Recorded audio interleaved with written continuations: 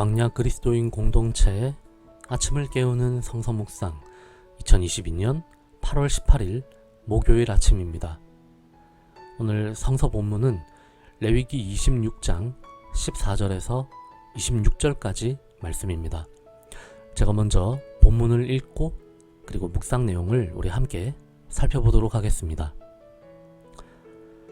그러나 너희가 내게 청종하지 아니하여 이 모든 명령을 준행하지 아니하며 내 규례를 멸시하며 마음에 내 법도를 싫어하여 내 모든 계명을 준행하지 아니하며 내 언약을 배반할진대 내가 이같이 너희에게 행하리니 곧 내가 너희에게 놀라운 재앙을 내려 폐병과 열병으로 눈이 어둡고 생명이 쇠약하게 할 것이요 너희가 파종한 것은 헛되리니 너희의 대적이 그것을 먹을 것임이며 내가 너희를 치리니 너희가 너희의 대적에게 패할 것이요 너희를 미워하는 자가 너희를 다스릴 것이며 너희는 쫓는 자가 없어도 도망하리라.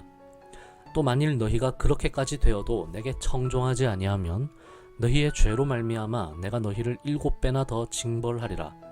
내가 너희의 세력으로 말미암은 교만을 꺾고 너희의 하늘을 철과 같이 하며 너희 땅을 놋과 같이 하리니 너희의 수고가 헛될지라. 땅은 그 산물을 내지 아니하고 땅의 나무는 그 열매를 맺지 아니하리라. 너희가 나를 거슬러 내게 청종하지 아니할진대 내가 너희의 죄대로 너희에게 7배나 더 재앙을 내릴 것이라. 내가 들짐승을 너희 중에 보내리니 그것들이 너희의 자녀를 움키고 너희 가축을 멸하며 너희의 수요를 줄이리니 너희의 길들이 황폐하리라. 이런 일을 당하여도 너희가 내게 돌아오지 아니하고 내게 대항할진대 나 곧 나도 너희에게 대항하여 너희 죄로 말미암아 너희를 7배나 더 치리라. 내가 칼을 너희에게로 가져다가 언약을 어긴 원수를 갚을 것이며 너희가 성읍에 모일지라도 너희 중에 연병을 보내고 너희를 대적의 손에 넘길 것이며 내가 너희가 의뢰하는 양식을 끊을 때에 10여인이 한 화덕에서 너희 떡을 구워 저울에 달아주리니 너희가 먹어도 배부르지 아니하리라. 아멘. 오늘 본문은 어제와 달리 시내산 언약을 어기고 파기했을 경우에 이스라엘에게 내려질 하나님의 심판과 저주에 관한 내용입니다. 14절에서 45절은 불순종, 심판, 재난 이 세 가지의 반복되는 악순환에 관한 경고의 말씀들로 구성되어 있습니다. 대부분 앞선 3절에서 13절과는 반대되는 상황들로 나타나고 있죠. 폐병과 열병으로부터 시작되어 점점 강력해지는 하나님의 징벌이 점층적으로 나타나다가 특히 단락이 바뀔수록 저주의 강도가 역시 강화되는 것을 우리가 확인할 수가 있습니다. 이러한 심판에도 불구하고 이스라엘이 돌이키지 않는다면 더 강력한 징벌을 가하심으로써 어떻게든 이스라엘이 스스로 깨닫고 회개하며 돌아오도록 만드는데 하나님의 심판의 목적을 두고 계시는 것이죠. 언약을 파괴하고 하나님을 떠나게 될 경우 이스라엘에게 먼저 찾아올 심판은 폐병과 열병입니다. 이것들은 이스라엘 자손들을 쇠약하게 만들고 그들이 씨앗을 뿌려도 그 열매가 돌아오지 않고 오히려 원수들의 손에 넘어가게 될 것입니다. 원수들을 대적하시던 하나님의 능력이 이제는 이스라엘에게로 향하게 되어서 이스라엘이 패배하고 원수들이 승리하는 끔찍한 일이 일어나게 되는 것이죠. 그런 상황이 되었음에도 회개하지 않는다면 이제 7배나 더 가중된 처벌이 그들을 찾아가게 될 것이라고 하나님은 경고하십니다.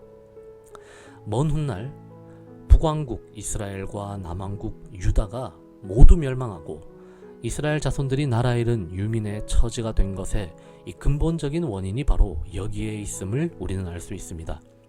하나님이 이미 오래전 시내산 언약을 통해 예고하셨던 심판과 저주가 마침내 도래한 것입니다. 그것은 하나님의 보복이라고만 볼 수는 없습니다. 오히려 하나님의 보호와 돌보심이 사라졌을 때 이스라엘이 당연히 마주하게 되는 어쩌면 그들의 당연하고 비루한 현실에 가까운 것이죠.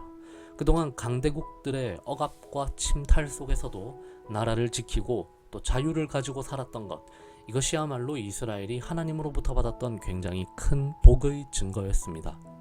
언약의 하나님께서 이스라엘을 지키고 그들에게 복을 주셔서 번영과 평화를 그들은 누릴 수가 있었던 것이죠. 그런데 이런 복을 이스라엘과 유다는 스스로 걷어차버린 것이고, 그러자 오늘 본문에 예고된 무시무시한 징벌과 저주가 마침내 그들을 찾아간 것이죠. 하나님의 보호하심이 떠나버리고 나자 더 이상 이스라엘을 지켜줄 존재는 아무도 없었던 것입니다. 오늘 우리가 당연한 듯 누리는 이런 많은 풍요로움과 또 당연하게 보이는 평화가 사실은 하나님의 보호하심과 주님의 호의일 수 있다는 사실을 우리가 또한 기억하며 살아갈 필요가 있겠습니다.